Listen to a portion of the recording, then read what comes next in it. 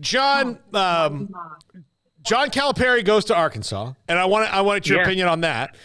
Scott Drew stays here. Kentucky is in a spot where programs of their caliber aren't normally. Where do they go from here? Well, that's the million-dollar question. I think that they go to a path of other potential candidates. I don't think that Billy Donovan is a realistic option here. First and foremost, you're talking about a guy who hasn't been in the college game in close to a decade. And you're talking about a guy who currently he's wired one way, and that's to get the Chicago Bulls through the play-in tournament and into a first-round series, because that would be a step in the right direction for him and the Chicago Bulls if they're able to do that. That's going to take way too much time for Big Blue Nation to sit around and wait. And for Billy Donovan's not, if he hasn't given an answer yet, he's not going to give an answer early next week when they're getting ready for the play-in tournament. Mm-hmm. Where do you turn? You turn to Bruce Pearl at Auburn. You ask him what it would take. At the end of the day, Bruce Pearl has spent well over a decade in the SEC. He knows the league. He spent time at two schools. He's passionate. He's a winner. You look at Shawn Miller at Xavier. That would be my hire. I would hire Shawn Miller. And I'm going to tell you why. He's won 72, 73% of the games he's coached in. In 19 years as a head coach, almost half of them he's made the Sweet 16. He is a winner.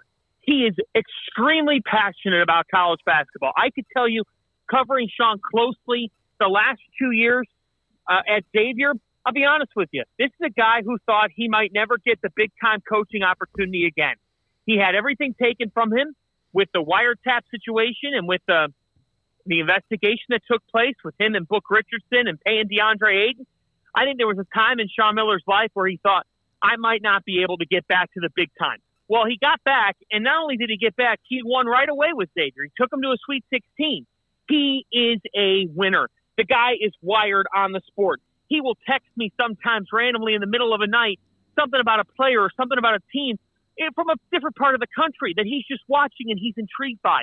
He would live for Big Blue Nation, would understand the passion, and would win with that passion. Mark Pope is the other name right now that seems to be trendy. Obviously, he's a guy who played for Rick Pitino in Lexington. He's the most successful of the alums who are now currently coaching.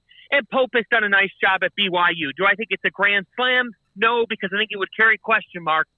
That's why I kind of go in between Pearl, who seems like to me, if you're hiring Bruce Pearl now, it seems like you would have already done it by now if you really thought it was real.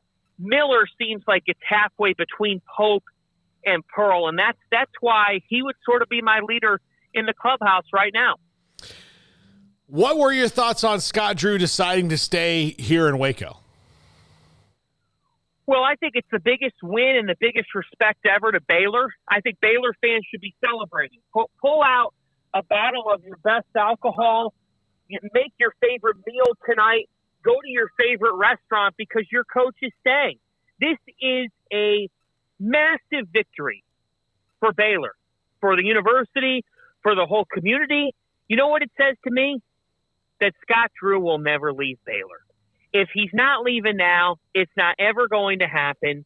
He will be a lifer in Waco. He will get to another Final Four, at least one at Baylor. It's not easy to get to a Final Four. So that's me paying the ultimate respect to a coach, if not two or three. He has made Baylor a destination. He's done it with hard work. He's done it with his faith. You know, his faith matters in this. And I believe every word of what he said and about consulting with God and talking with God about this decision. This is a huge pressure. You know, if you're going to make the move, you are moving your family. And I just think in the middle of everything, whether a coach gets fired, hired, or moves on to a different job, you're talking about kids. You're talking about a wife. You're talking about, of course, it's a pay raise.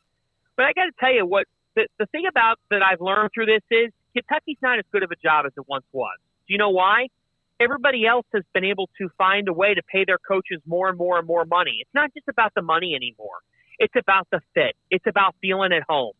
Scott Drew's going to both get paid, and he's going to feel at home at Baylor, and he's not going to have to go somewhere where whoever takes this job at Kentucky, the Kentucky fan base does not care what you have done before you got there. They're going to care what you do there. And it would be a totally clean start for Drew, in which if he loses it all early on, that fan base is relentless. They'll be questioning. He'll be in the news every day. He's happy at Baylor. He's winning at Baylor. What it says to me is that between him and his administration, he's got to like the people he works with every single day. He's got to like what he's built, and he's going to stay because he's happy there. And in our climate of college sports, you can't mess with happy. John, now that plus he's turned down Louisville and Kentucky in 10 days. Like, I just can't. I mean, he ain't going anywhere. Yeah. He'll never leave Baylor. Baylor fans should be celebrating.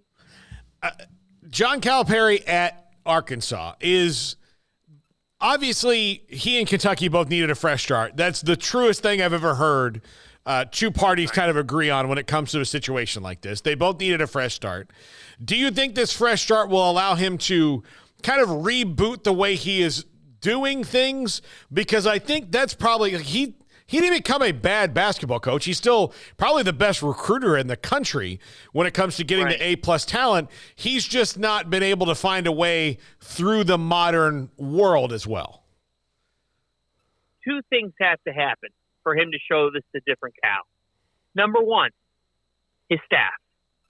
Does he get somebody in there that really can make sense of the modernization of the sport and say, Cal, this is how you have to recruit for us to win?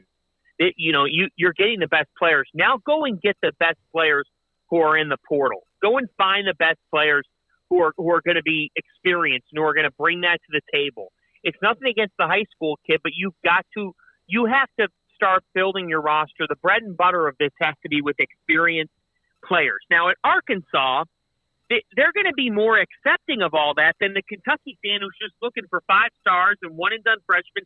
But those days have changed. The time has changed in college basketball. That's number one.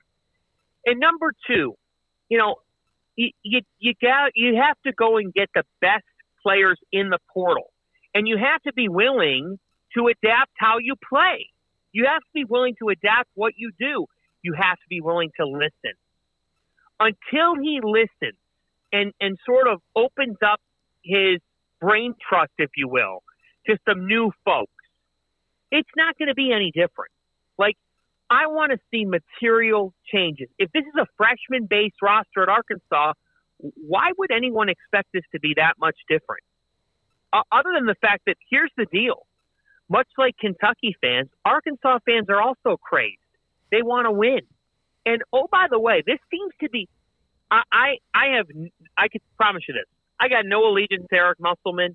I don't even know if Eric Musselman knows who I am. All right? He's maybe met me one time. So I have not covered him much in his career. I would say this, though. I think it's kind of insane that Arkansas had not been to the second week of the NCAA tournament since the 90s before Muss got to campus. And in, 5 years? He led that program to the second weekend 3 times and to the Elite Eight twice. And it feels as though because he had one bad year, things had run their course, and so he had to leave because their athletic department and him weren't getting along great, and he needed a change of scenery, and his wife had some West Coast roots. I get it, but, that just came to an end. And I think people were like, yeah, it's over. He left for USC. All right, USC is a significantly lesser job than Arkansas. It's not the job that Arkansas is. It's a very strange carousel move, but it's also a move where I do not feel like there's been much appreciation at all from Arkansas fans. Rather, it's been like, well, you know what? It was time for a change. And wow, we got John Calipari. I'm going to tell you right now, if you sat me down today and said you need to have a guy lead your program for the next 5 years, who are you taking? I would take Eric Musselman 8 days a week over John Calipari. It's nothing against Cal. It's just I think Musselman's a winner. He's won the last 5 years. He's won a heck of a lot more than a lot of other coaches in the country. So for me, the Muss era, the way that it's getting sort of clouded by the fact that, well, now they got the superstar in Cal. Well, if it's a what have you done for me lately world, the pressure's going to be on Cal here. He's not just going to be able to win over Arkansas fans by bringing in 5-star recruits. Musselman was recruiting those types of kids. He was, maybe to a lesser extent, but he still was. Cal's going to have to win. Because if he doesn't win, Arkansas fans are going to say, look at who we just had. We were getting to Elite Eights under Eric Musselman. we expect the same under John Calipari. Okay, last question. Who do you think's made the best hire so far in this cycle? That's a great question. I think Louisville got it right with Pat Kelsey. I really do. I think that they got it right with Louisville's in a really weird spot as a program. They need a fresh energy and a guy who's going to grind. Pat Kelsey's up at 4 a.m. every day. He's a hard worker. He's going to put his stamp on this team. The ACC is gettable, more gettable than it has been. Like, Louisville can get up to the middle of this league. It's a good power conference league. It is not otherworldly, right? So, to me, they made a smart hire there at Louisville. To me, Washington made a great hire with Danny Sprinkle. All that guy's done is won. He's won at a very high level. That's a nice hire. Oklahoma State by hiring Steve Lutz, another winner, a guy who's done nothing but win, and that's an interesting hire there. And then, very sneakily, a mid-major hire off the map, Charleston. Charleston hired Chris Mack. Like, Chris Mack has won a lot of games, and Charleston lost Kelsey. And the thought is, well, are they going to go downhill? You will see Charleston win an NCAA tournament game, if not two, sometime in the next 2 to 3 years. Mack will get them going, and he won't be at Charleston long. He'll get back to the high major ranks. John Fanta, Field of 68, their podcast is fantastic. Some of the greatest college basketball minds go on there. And, John, thank you so much for hopping on today. We appreciate it. Love when you get on the show.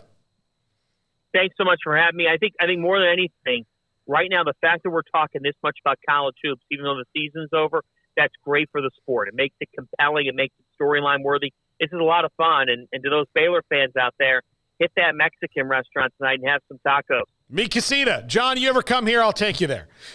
Thank you, my friend. I will. I'll take you up on that. All right. John Fanta with us here on 365 Sports. Take a break. We'll come back.